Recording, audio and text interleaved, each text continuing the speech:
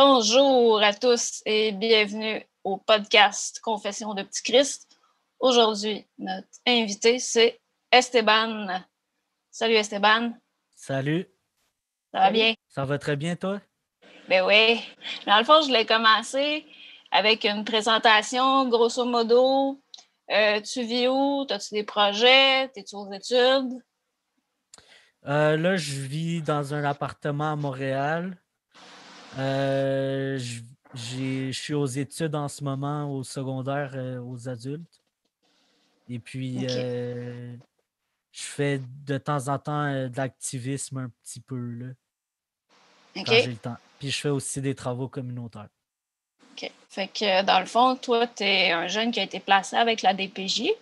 Fait que je Oui, voulais savoir un peu, c'est quoi, comment ça s'est passé? Comment tu es rentré dans le système de la DPJ? T'avais quel âge?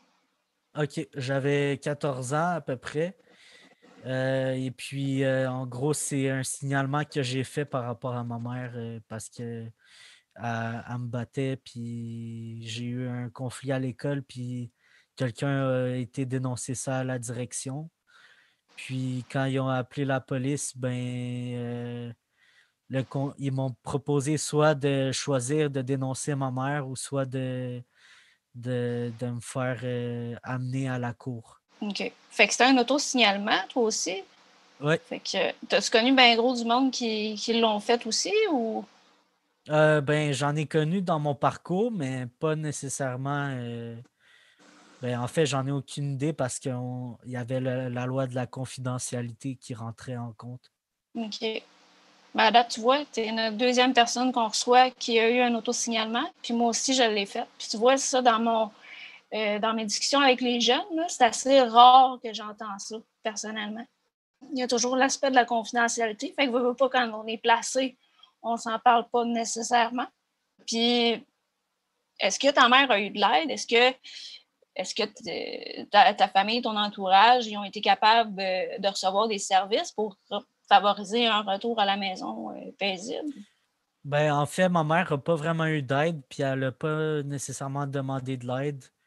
En fait, j'ai demandé à ma mère de faire un suivi psychologique, puis elle l'a jamais fait. Puis sinon, mon entourage, il n'y avait pas vraiment d'entourage à cette époque-là parce que ma mère est monoparentale, puis c'est une femme immigrante. Fait que c'est ça. OK. Fait que quand tu as eu ton signalement, tu es rentré dans quelle ressource, la première ressource? C'était un foyer de groupe. C'était un foyer de groupe, puis t'es resté là, t'es-tu resté longtemps? Peut-être 3-4 mois maximum, là, mais c'est tout, là. Ah, OK. Puis Ouais. ensuite, tu as été dirigé dans quelle autre ressource? Ah, il m'a envoyé en centre jeunesse fermé, puis ça, c'était un arrêt d'agir, en gros. Hmm. Puis ensuite de ça, quand je suis sorti de l'arrêt d'agir, ils m'ont envoyé à Laval dans un centre jeunesse fermé. Ouais. OK. Puis, dans le fond, l'arrêt d'agir, c'est des troubles de comportement. Ben, en tout cas, un événement avec des troubles de comportement, j'imagine qu'il fait en sorte Ouais. que ça déboule. Puis, parce que, ouais, il y en a eu une couple. Moi aussi, j'étais en foyer de groupe, puis j'en ai vu des filles qui pétaient des coches, là, qui viraient des bibliothèques à l'envers, qui arrachaient des bols de toilette. J'en ai vu des Ah, affaires. moi, c'était pas mon cas, là. C'était vraiment plus. Ben, si je peux dire ça comme ça, je voulais me venger sur quelqu'un, puis je l'ai fait 2 fois, puis la deuxième fois, je me suis fait pogner, là, puis c'est ça. Hmm. Oui, je comprends. Et la proximité qu'on a dans les foyers de groupe, tu sais, on est quand même, nous autres, dans notre unité, dans notre foyer, on était 12, là. Fait que, ouais, il y en a eu des situations, là, de méga conflits. Fait que, Ouais, ouais, je comprends ça. Fait que, dans le fond, après ça, tu es rentré dans un centre jeunesse, puis tu es resté ouais. combien de temps au centre jeunesse? 2 ans et demi. OK. Fait que, dans le fond, tu es sorti du centre jeunesse, tu en avais 16? Ben non, après ça, je suis retourné dans un autre foyer de groupe. OK. Puis après ça, je suis sorti à mes 17 ans, mais 16 ou 17 ans, là, à peu près, là. OK. Mais je suis parti en appartement supervisé.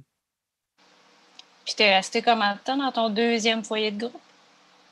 Je suis resté 1 an à peu près, puis je suis parti à l'appartement supervisé par la suite. Ouais. Puis dans ces ressources-là, y a-tu un endroit où tu as été capable de te sentir confortable, puis développer un sentiment d'appartenance avec la place, avec les jeunes, avec les intervenants? As-tu été capable de trouver ça? Dans le dernier foyer de groupe que j'ai fait, oui. Sentiment d'appartenance, pas vraiment, je dirais. Mais peut-être une salle qu'on appelait Snowsland. OK. Puis ça, c'était une salle. Comment je peux expliquer ça? C'était comme une salle, genre, rembourrée de plein de coussins, puis de lumière, de luminothérapie.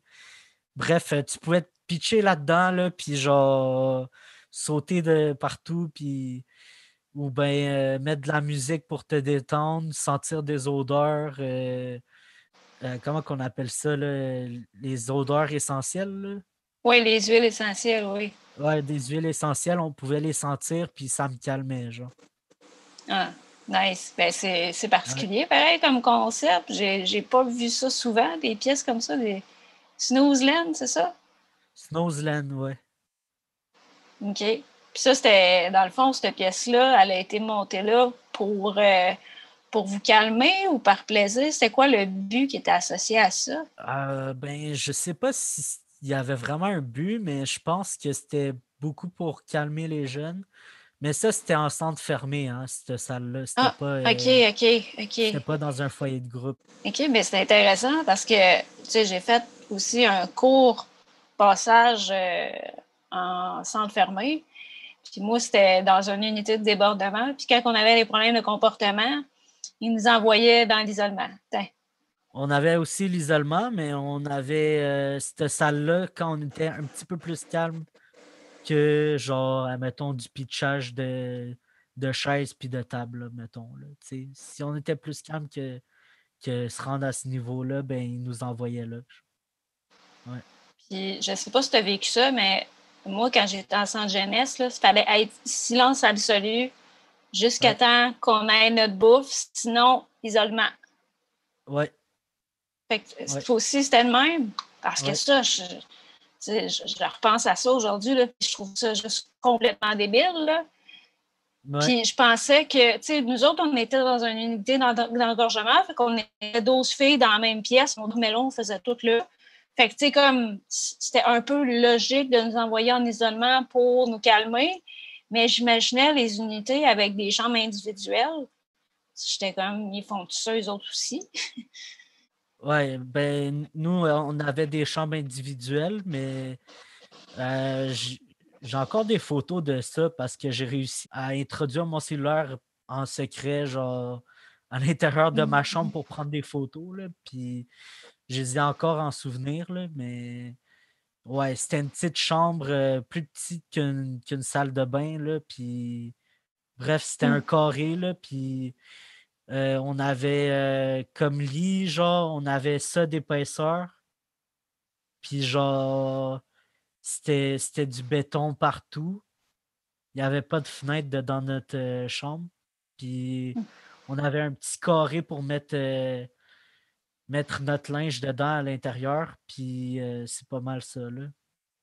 Puis une table vissée avec une chaise qui n'était pas vissée, là. Ouais. Tu nous parles des matelas, tu sais, justement, je sais que ça fait partie de bien des discussions dans les comités des résidents. Puis bien des unités ont aussi changé leurs matelas par la suite. Mais je me demandais, en fait, Ouais. est-ce que toi, tu as participé à des comités de résidents pendant ton placement ou à des groupes où que, vous essayez d'améliorer les services ou encore de dénoncer peut-être certaines pratiques qu'il y avait à l'intérieur?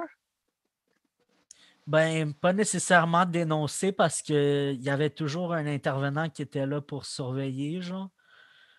qu'est-ce qu'on se disait, mais genre, je pourrais te dire que j'ai déjà participé à un comité de résidents plusieurs fois, là. J'étais le représentant de mon unité, là, fait que c'est ça. Puis concrètement, c'était quoi ton rôle? Comment ça se passait, ces comités de résidents-là? Voudrais-tu nous expliquer un petit peu? Ben, on se commandait de la bouffe des fois, puis genre, on s'assisait ensemble, puis on discutait de ce qu'il y avait à changer, puis ce qu'il n'y avait pas à changer, là. Comme les matelas, Mm. dans le fond. Ouais, les matelas, justement, ça a été une de nos revendications. Euh, au lieu de. Ils ont changé les matelas verts à des matelas bleus, puis ils sont un petit peu plus épais, là, mais ouais. Puis au niveau, quand tu sais, on parlait de dénoncer des pratiques et tout, tu disais non parce qu'il y avait toujours des intervenants. Euh, mais est-ce que tu as trouvé d'autres moyens ou d'autres façons un peu de dénoncer ce qui faisait moins ton affaire ou qui répondait un peu moins à tes besoins? Est-ce que tu as utilisé d'autres moyens pour te faire entendre, toi, pendant ton placement? Ouais, ben, j'avais déjà essayé de contacter la presse, si je me trompe pas, mais ça n'a pas marché à cause de la loi de la confidentialité, là. Mais ouais, c'est ça. Dans le fond, as-tu reçu de l'aide, que ce soit santé physique, santé mentale, pendant ton placement? Ça a-tu bien été à ce niveau-là? Avoir des services? Non, ça n'a pas bien été. OK. Niveau santé physique aussi, ça n'a pas bien été. En fait, je voulais savoir qu'est-ce qui se passait avec mon dos, puis j'avais vraiment des problèmes avec mon dos. Il y C'était peut-être avait lié au à matelas. l'intérieur, ouais, peut-être lié au matelas, là, souvent, là, mais j'ai été voir à plusieurs reprises la médecine interne parce qu'il y avait les médecins à l'intérieur du centre jeunesse. Puis à chaque fois, ils me disaient: ah ben, prends des Tylenol. Fait que j'ai jamais pu régler mon problème de dos. Ben maintenant, oui, là, avec les années, ça s'est arrangé, là, mais euh, il y avait eu ça. Puis sinon, au niveau santé mentale, je pourrais vous dire que ça m'a pris à peu près 2 ans de placement à avoir des services là, pour ma santé mentale, notamment pour me faire diagnostiquer mon déficit d'attention. Fait que c'est ça. OK. Fait que ça a été difficile d'avoir des services vraiment Ouais, pas mal tout le long de ton placement. ouais. Puis, est-ce qu'ils t'ont préparé à ta transition pour la vie adulte? Parce que tu as dit que tu allais avoir que tu avais un appartement supervisé. Puis, tu sais, moi, dans mon foyer de groupe, je me souviens qu'on en avait des filles qui montaient en appartement supervisé, mais à ma connaissance, il n'y avait pas vraiment de préparation. Mais moi, j'ai réussi à sauvegarder 4000 $ pour pouvoir me préparer à la vie adulte, là, à peu près, là, 4000 OK, dans le fond, là. tu travaillais? Ouais, je travaillais pour le Chic Resto Pop. OK, nice. Euh, Est-ce que tu veux expliquer ouais, un peu pour les auditeurs, c'est quoi le Chic Resto Pop pour ceux qui nous écoutent qui ne connaissent pas? Hein? ok, ben le Chic Resto Pop, c'est un organisme à but non lucratif qui aide les gens qui sont plus démunis à avoir de la nourriture. Donc, c'est à peu près, ben, je ne sais pas si ça a augmenté depuis le temps que j'ai travaillé là, mais à l'époque, c'était 3,50 $ pour avoir de la nourriture, c'est-à-dire le plat principal, la soupe, le lait, le café, le jus, le dessert, la salade. C'était tout inclus dans le 3,50 $. Fait que c'est ça. Ouais. J'avais même entendu dire qu'au Chic Resto Pop, il y avait des instruments de musique, puis tu pouvais aller jammer. Ah C'est ouais? vrai? Ah ben je Ouais, sais pas si j'avais c'est entendu vrai. ça, mais je sais pas si c'est vrai. J'ai jamais été. Moi, c'était quasiment plus ça que la nourriture qui m'attirait à peut-être aller là, mais finalement, ça a juste pas donné, là. J'étais dans le coin de Pineuf quand j'étais en auberge du cœur, fait que j'étais pas à Ok, côté. ok. Ben je sais que le Chic Resto Pop, ben ça se peut que maintenant, oui, ils le font, là, qu'ils l'offraient, mais à l'époque, ils l'offraient pas. OK. Je pense qu'il y a En un tout cas, petit piano qui est dans la salle, mais je ne suis pas trop sûre Ouais, parce que je ouais, suis ouais, allée ouais, il y a un quelques fois. piano. C'est ça, il y a un piano sur la scène, puis c'est dans une ancienne église aussi. Euh, mhm. Ouais. Ben, c'est ça, j'avais entendu dire ça, tu sais, puis ça m'avait comme allumé un peu. Je voulais aller voir, mais finalement, je pense que j'ai quitté Montréal pas longtemps après. Puis OK. là, je voulais savoir un peu, c'est ça, ta transition à vie adulte, t'as pas vraiment été préparé, tu as travaillé un peu chez Crestopop, puis après ça, tu es embarqué appartement supervisé dans un autre ressource. Fait que tu as quitté ton foyer de groupe pour t'en aller en appartement supervisé. C'était ça avec Ouais. les auberges du cœur ou c'était un autre? C'était un autre, ça s'appelait Hébergène, là, mais OK. ouais. OK. Une ressource communautaire, dans le fond, qui offre des services d'hébergement pour les jeunes. Ouais. Ben, en gros, ça a duré 2 ans à peu près, puis après ça, je suis parti vivre avec ma copine de cette époque-là, là, ouais. OK. Puis ça s'était bien passé quand même, l'adaptation à toutes les tâches à faire quotidiennement, l'épicerie, etc. Comment ça s'est passé pour Ben, toi? pour ce qui est de l'épicerie puis tout ça, c'était bon, mais niveau budget, j'ai encore de la misère aujourd'hui à faire mon budget par moi-même, là. Hmm. Ouais. Tu t'es senti dépassé par tout ce que tu avais à faire dans un appartement supervisé ou ça a quand même bien été? Ça a quand même bien été parce que j'étais préparé à ça, là, comme dans le sens que pour faire le ménage puis tout ça, c'était quand même assez facile pour moi de le faire, là. Mais j'ai l'impression aussi que la dynamique qu'il y a dans les foyers de groupe, tu sais, je me souviens que justement, on faisait du ménage, on aidait un peu pour l'épicerie. J'ai l'impression Ouais. que, puis on allait à l'école, toi tu travaillais, fait que tu sais, c'est comme plus lousse un peu, puis ça permet justement de peut-être un peu mieux appréhender ce qui s'en vient. Oui. Puis c'est ça, fait que la sortie de placement, mais malgré ça, tu sais, moi j'ai connu des épisodes là, d'instabilité résidentielle là, de fou, là. J'ai essayé de rentrer dans les auberges du cœur, je suis restée là un bout, là, mais mes problèmes de consommation ont fait que je me suis fait kick-out, ça n'a pas été long, tu sais. Toi, tu consommais-tu ou ça a quand Ben, je même bien été à ce consommais, mais niveau-là? responsablement. OK. Dans le sens que, ben, tu sais, ça, je ne l'avais pas dit, mais j'ai déjà consommé à Hébergène, mais je le disais pas parce qu'on n'avait pas le droit de consommer, là, mais c'est ça, là. C'est arrivé à quelques reprises, là. Ben, en fait, c'était pas qu'on n'avait pas le droit de consommer. On avait le droit de consommer, mais c'était pas. Fallait pas que ce soit à l'intérieur des murs OK, il de la tolérait. résidence. Il Ouais. tolérait quand même, mais il vous demandait, dans le fond, probablement aussi par respect pour les autres résidents, de ne pas être sous un Ouais. effet quand vous étiez présent dans la ressource. Ben, en fait, c'était plus dans les réunions plus que présent dans la ressource, là. On pouvait être gelé, genre, comme si on était dedans la ressource puis qu'on était dans notre appartement, genre. Mais on pouvait pas être gelé, admettons, à des rencontres de groupe, mettons. OK. C'est un peu comme les auberges, comme les auberges du cœur. Moi, c'est juste que j'étais crissement innocente là, dans le temps, là. Je fumais dans des feuilles de Febreze, là. Puis un moment donné, ben, un moment donné, j'étais en train de fumer dans la salle de bain de mon appartement supervisé. Je vais juste enlever mon volume. J'étais en train de fumer dans ma toilette d'appartement supervisé. Puis il y avait, je pense que c'était le concierge. Il était dehors, puis il regardait à la fenêtre, puis il a vu de la boucane sortir de la fenêtre de la salle de bain. Fait que là, lui, il pensait qu'il y avait un incendie. Fait que là, il est monté en courant dans l'appartement. Tac, tac, tac, tac, tac. Moi, j'avais mon joint d'un bain avec ma petite feuille de bande à côté. Il était en tabarnak, il m'a coaché dehors. Fait que, en tout cas, Wow. ça ressemblait à ça. Bon, pourquoi est-ce que je suis partie des auberges du cœur? Mais ouais.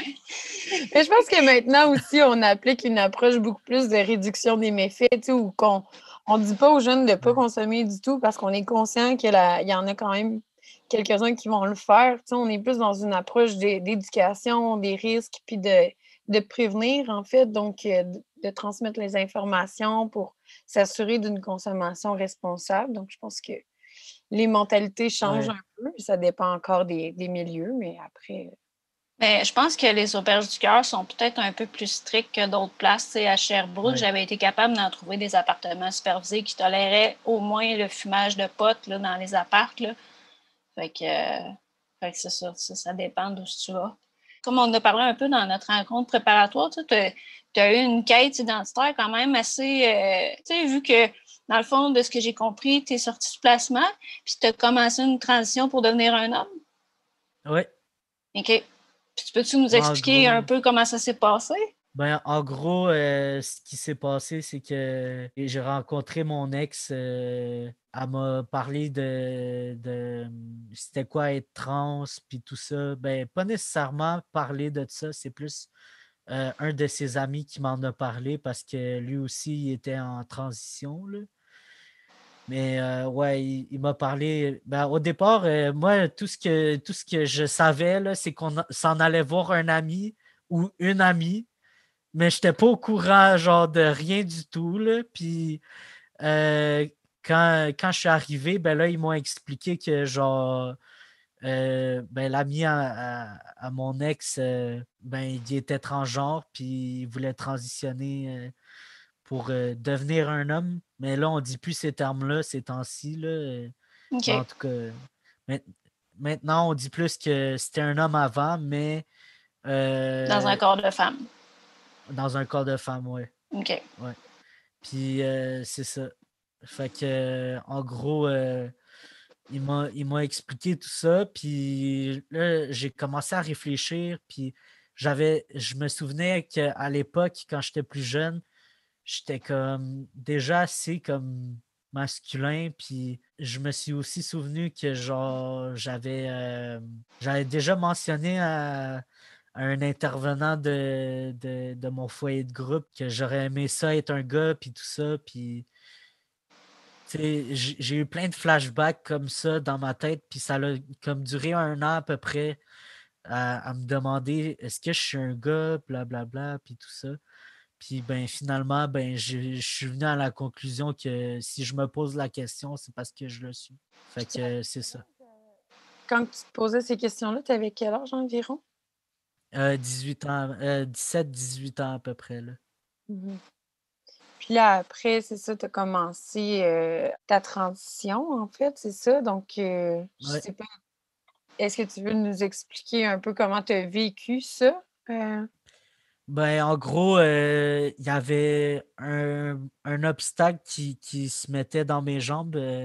C'était le changement de nom puis une mention de sexe parce que moi, j'ai commencé à prendre des hormones puis de la testostérone, en gros.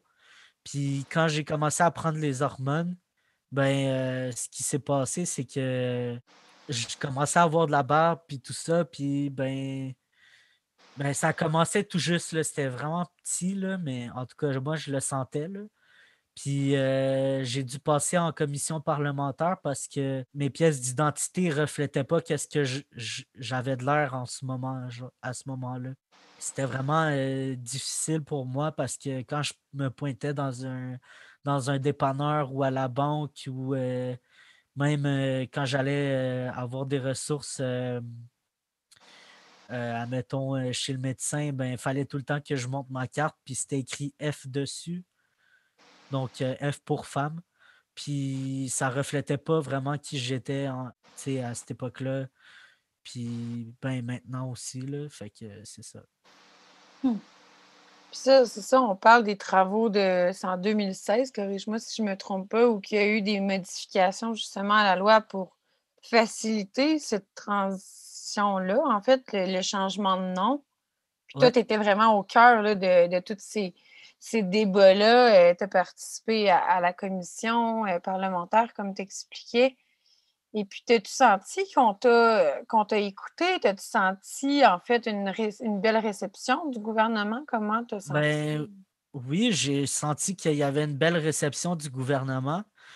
Par contre, le bémol que je dirais, c'est que il avait oublié certains facteurs comme, admettons, par exemple, les personnes trans qui sont immigrants, qui arrivent ici, puis qui veulent faire une transition, puis tout ça, ben, ils ne peuvent pas changer leur nom tout de suite. Comme, il faut vraiment que ça peut prendre 10 ans pour eux pour avoir leur citoyenneté à cause qu'ils doivent prouver qu'ils doivent faire telle chirurgie, les payer.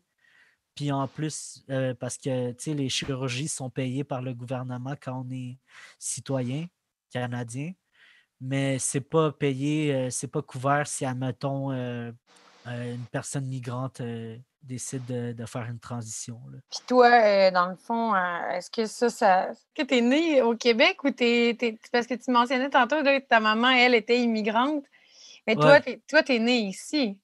ouais, moi je suis né ici. C'est OK, juste c'est ça. une question de. En gros, j'étais le bémol, comme j'expliquais tantôt par rapport aux personnes transmigrantes, c'est que en gros, je me sentais mal pour eux parce que eux autres, ils n'ont pas la chance que moi j'ai d'être genre quelqu'un qui est né au Canada puis qui est transgenre parce que moi, je peux avoir accès aux chirurgies gratuitement, je peux avoir accès aux hormones gratuitement, mais eux autres, ils ne peuvent pas, ils doivent payer pour pouvoir avoir accès à ces soins-là, des soins psychologiques, soit dit en passant, parce que la dysphorie de genre est encore dans le DSM, Mhm. le grand livre des psychologues. Là. Fait que, Mhm. ouais. Puis sens-tu que le fait d'avoir été placé à la protection de la jeunesse, ça l'a comme été un peu un frein dans ton développement identitaire, le fait de peut-être de pas avoir à côtoyer nécessairement une population normative, est-ce que tu penses que ça a pu avoir un impact sur ton développement identitaire ou pas du tout? Ben oui, puis non, parce que ça dépend en gros.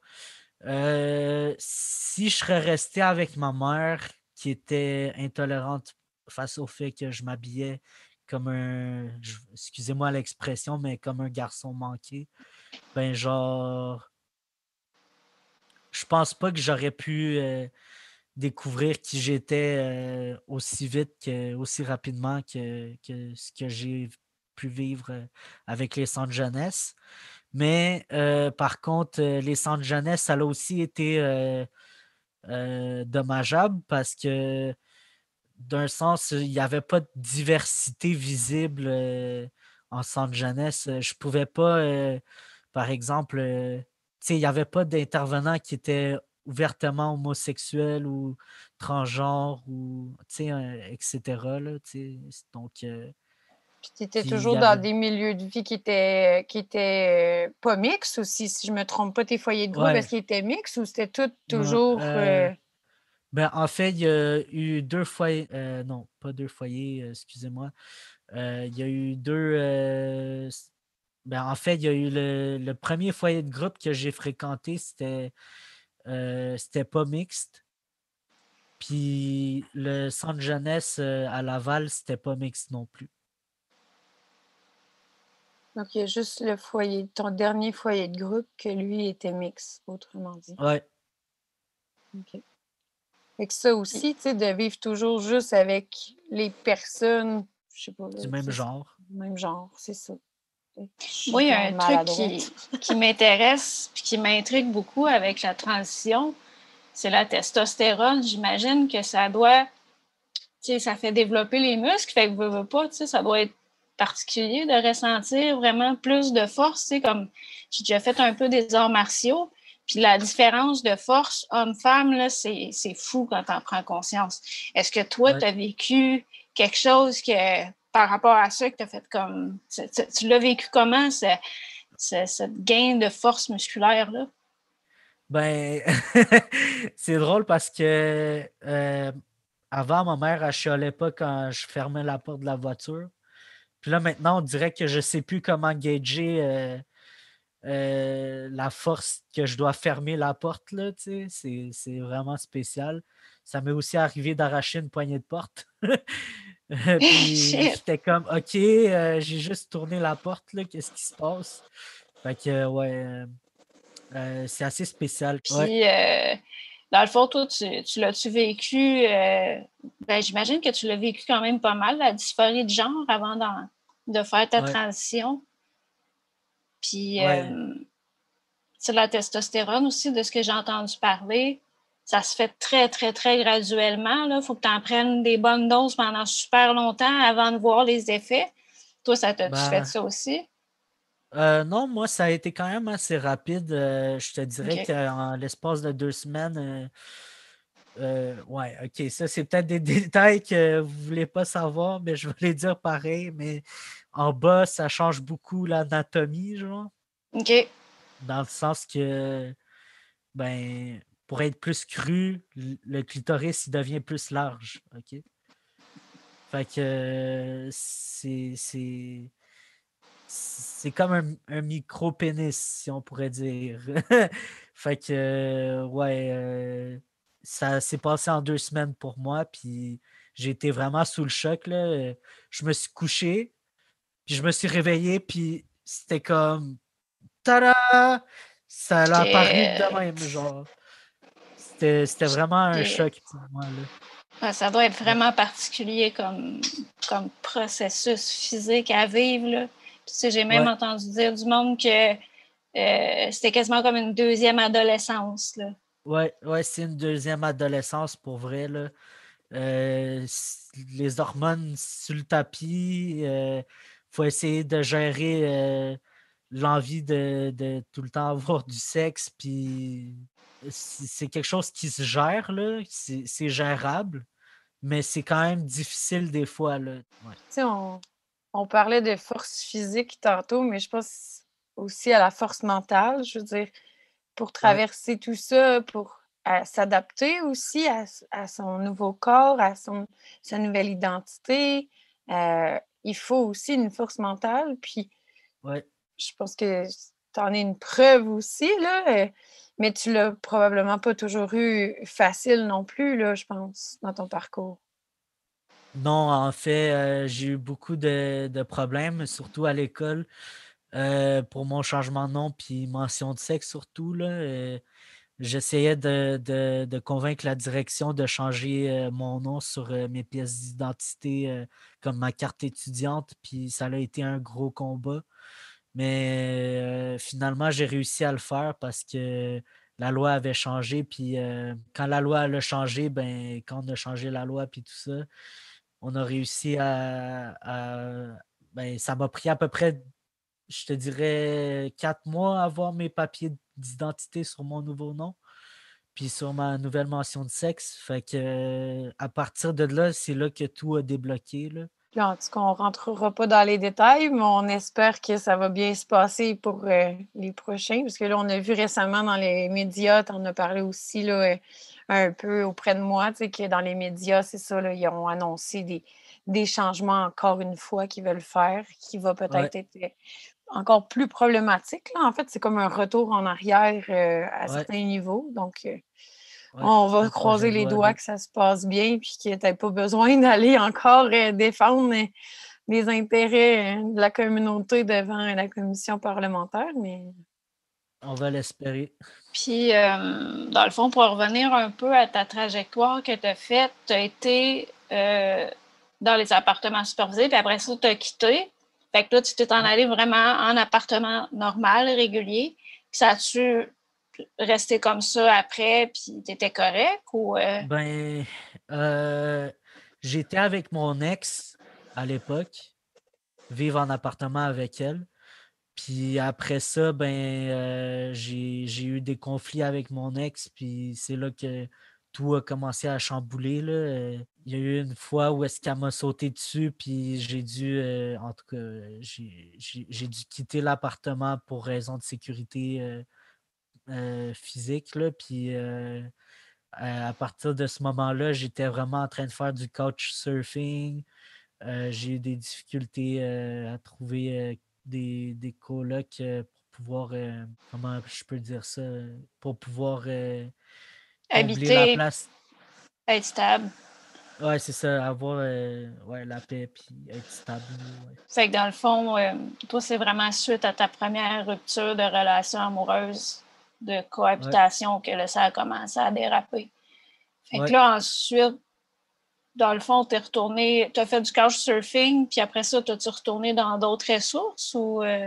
Non, je suis resté dans l'appartement, puis mon ex m'a laissé l'appartement à moi tout seul.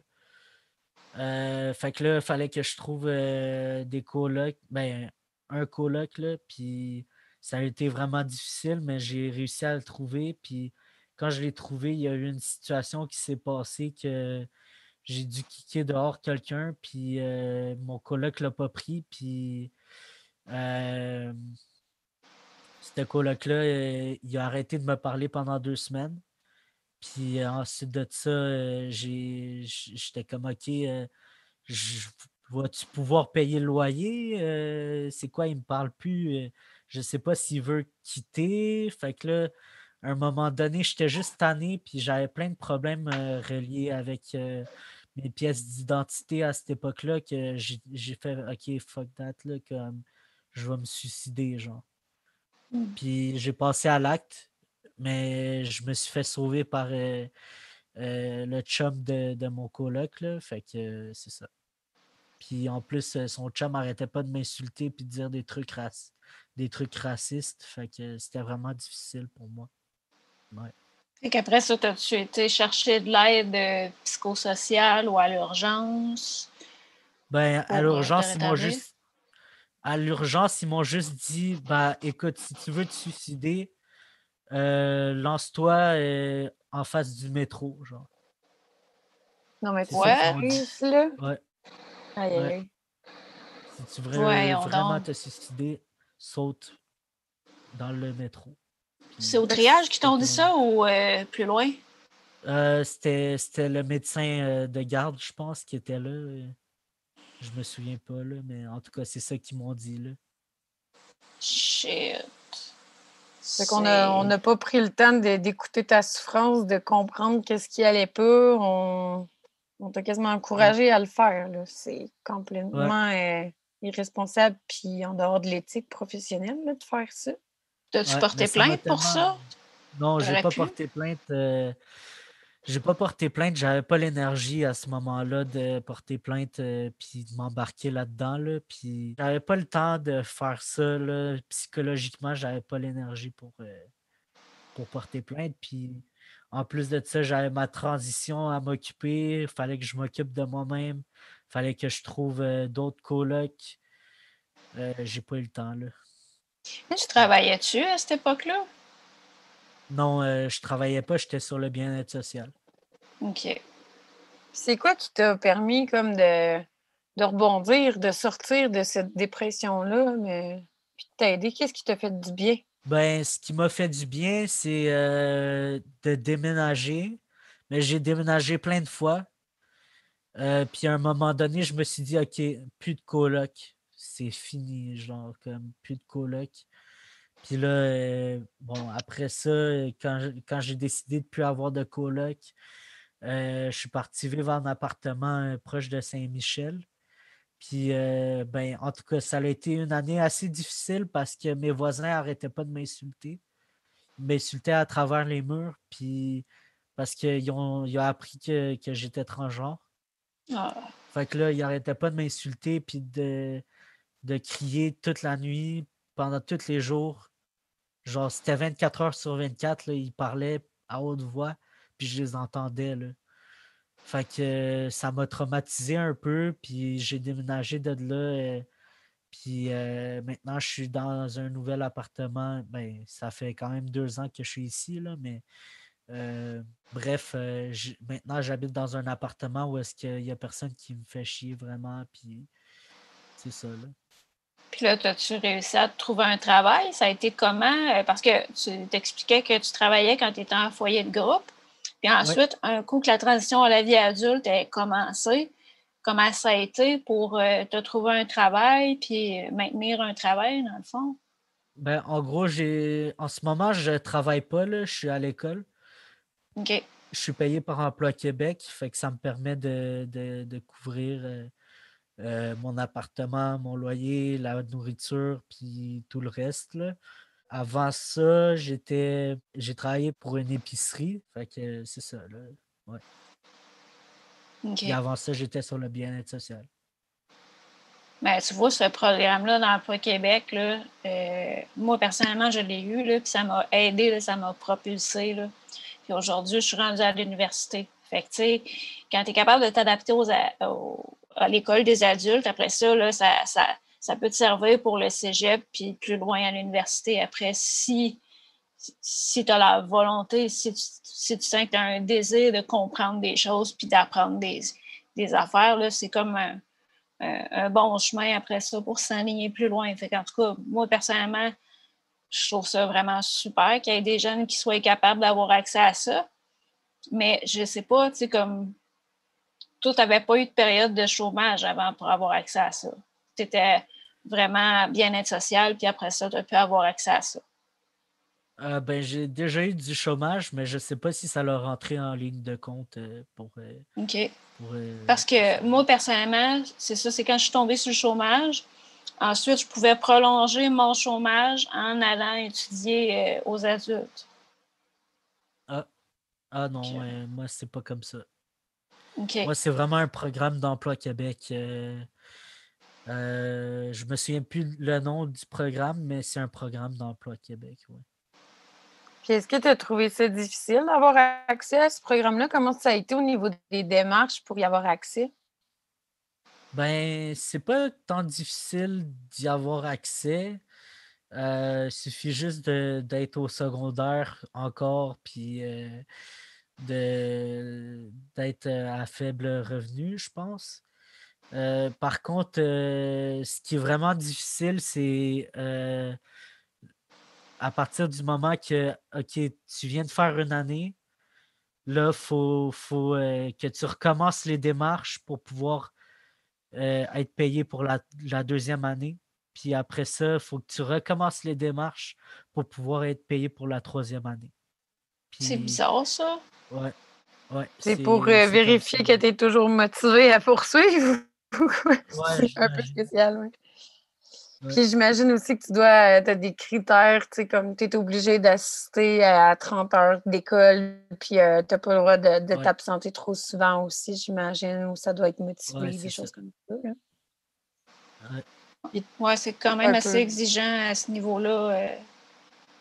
Tu peux pas manquer, puis tu es obligé d'être là le matin, puis ouais, c'était exigeant. Ouais.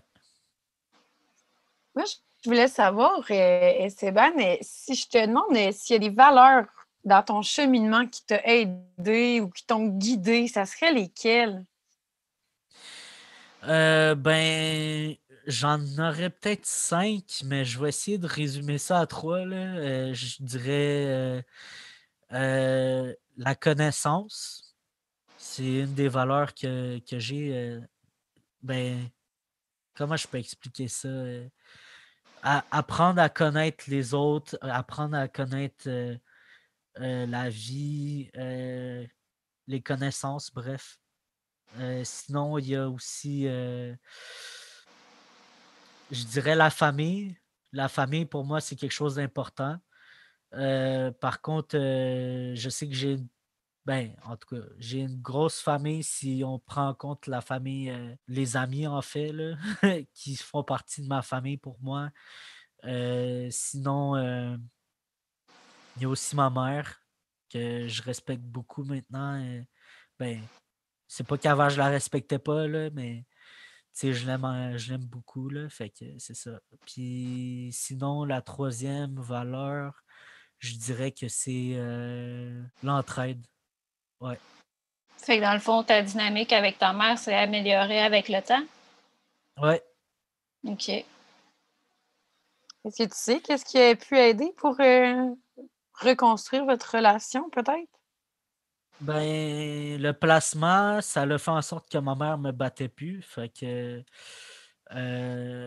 ça l'a beaucoup aidé à ce niveau-là. Sinon, je dirais que, ben, en fait, j'ai dû arrêter d'y parler pendant à peu près un an parce que ma mère acceptait pas ma transition.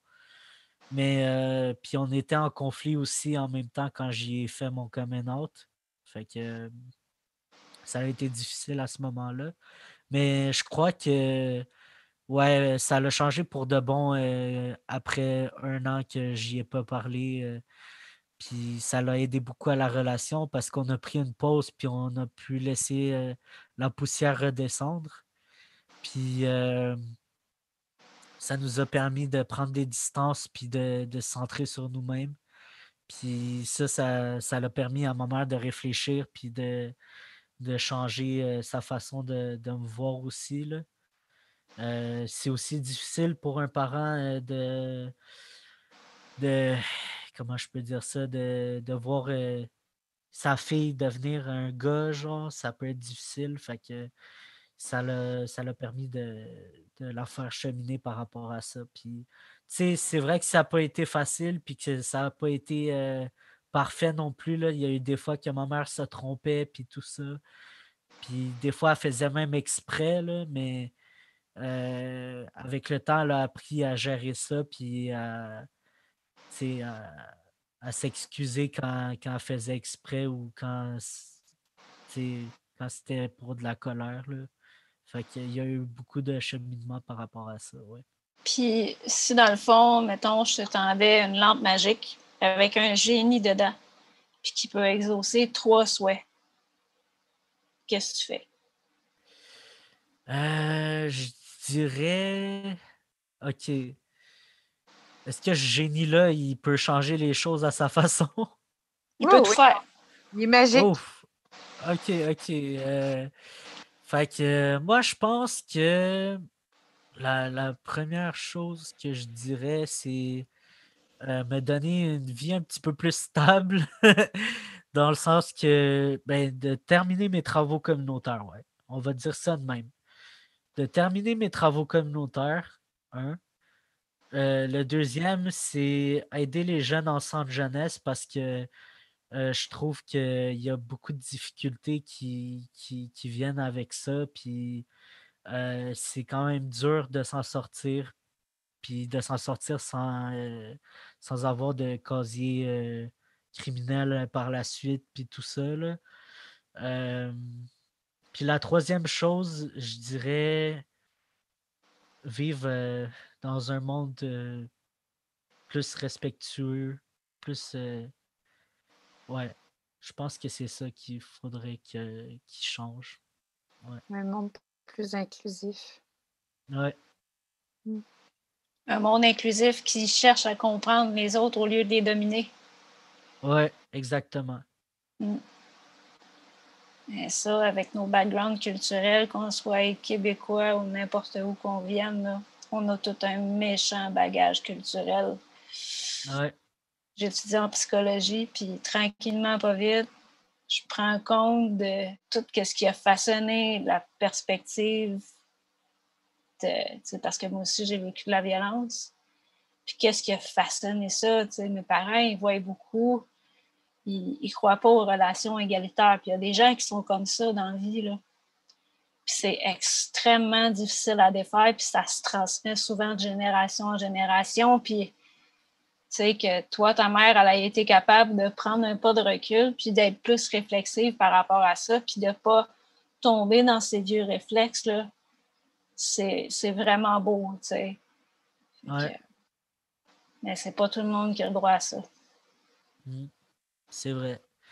Puis ma mère, elle me disait souvent que pour justifier, en fait, le bagage culturel, en fait, c'est que ma mère a justifié le fait de me battre parce que ça faisait partie de la culture vénézuélienne. Mais c'est pas vrai, ça.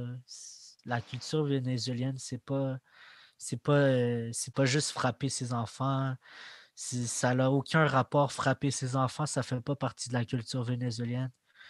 Comme, je pense que c'est plus le respect entre la famille puis tout le monde qui prime au Venezuela. Puis je pense que c'est quelque chose qu'il faut changer. Ouais. Ben, c'est souvent par observation que nos parents, quand ils étaient enfants, acquièrent ces Ouais. comportements-là. On appelle ça de la vicariance, l'apprentissage Ouais. vicariant. C'est comme ça que ça se transmet de génération en génération. Puis c'est ça. C'est des schémas, des patterns, des comportements super difficiles à défaire, mais ça a l'air qu'il y a des personnes que ça se fait vraiment mieux que d'autres. Fait que Ouais. super bon. Puis, dans le fond, si tu aurais un message à transmettre aux autres placés qui le vivent en ce moment, que ce soit la transition à la vie adulte ou le placement, tu leur dirais quoi? Je leur dirais de ne pas avoir peur, d'avoir du courage, Puis surtout, si jamais il y a quelque chose à dénoncer, de le faire. Même si c'est plus tard dans la vie adulte que tu dénonces quelque chose, prends le temps de le faire parce que c'est très important, parce que ça va toucher toutes les générations futures. Ouais. C'est un beau message d'espoir que tu leur portes aussi, de dire de ne pas se décourager, puis de prendre parole pour faire changer les choses. C'est beaucoup ce qu'on essaye de faire aussi. Puis on est vraiment heureux que tu aies pu participer à notre podcast aussi pour sensibiliser d'autres jeunes, pour justement faire changer les choses. Puis on espère qu'on a pu toucher les gens avec toi aussi ce soir. Puis merci beaucoup de ta participation. Ah ben, ça me fait plaisir. Super, ben, je te souhaite une bonne continuation pour tes prochains projets, tes études, puis keep up the good work. Yes! Salut là. Salut! Merci, bye!